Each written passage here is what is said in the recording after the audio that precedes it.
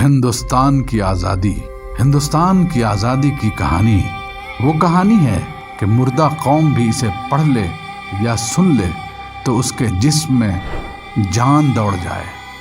ظلم و جبر کے پہاڑ کے سامنے نہتے بے سر و سامان محض عزم و حوصلے سے مقابلے کی کہانی ہے ہندوستان کی آزادی۔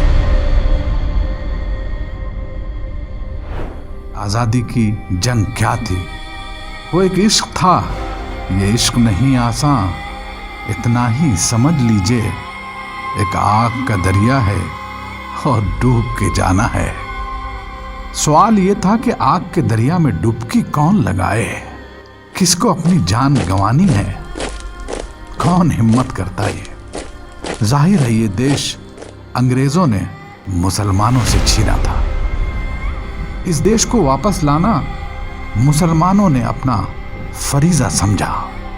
اس لیے آزادی کی لڑائی کو نہ صرف آزادی بلکہ شہادت کے جذبے کے ساتھ مسلمان جہاد سمجھ کر لڑتے رہے۔ مگر جب 15 اگست 1947 کو ہندوستان انگریزوں کی غلامی سے مکمل طور پر آزاد ہو گیا، تب یہ موقع تھا کہ لیے ہوئے ملک کو پھر سنوار کر یہاں کے رہنے والوں کے لیے اسے آزادی اور ترقی کا ایک ایسا گہوارہ، ایک ایسی جنت بنا دی جائے جہاں ملک کا ہر شہری اپنے وطن پر فخر اور ناز کر سکے۔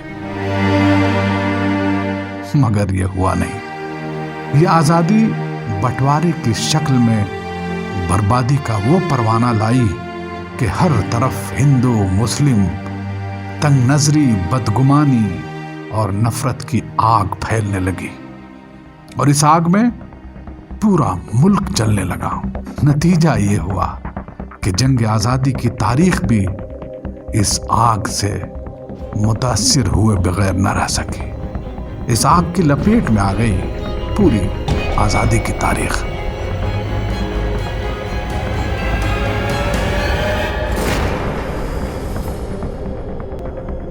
انگریزوں کے خلاف صف بستہ برسر پیکار جان ہتھیلی پر لیے آگے آگے لڑنے والے ہندوستان کے لیے جان دینے والے مسلمانوں کی قربانیوں کو عصبیت اور تنگ نظری کی قبر میں دفن کر دیا گیا۔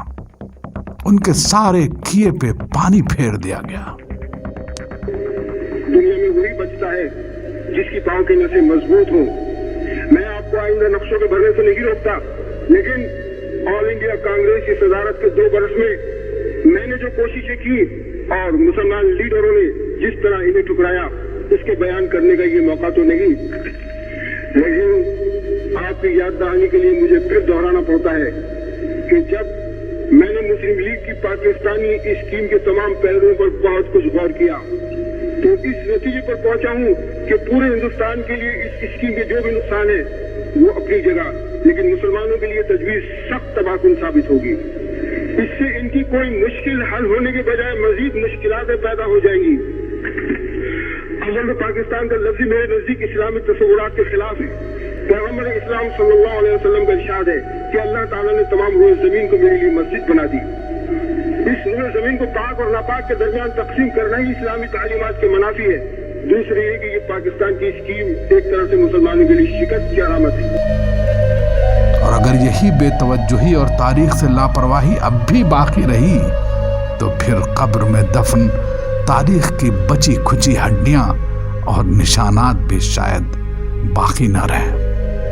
اس لیے ضرورت اس بات کی ہے کہ جنگ آزادی کی تاریخ کا ایک جائزہ لیا جائے، جس سے ہندوستانی قوموں اور ملتوں کے درمیان ہماری اصل تصویر نکھر کر سامنے آ سکے، اور اس ملک میں ہمیں وہ حصہ ملے جس کے ہم حقدار ہیں۔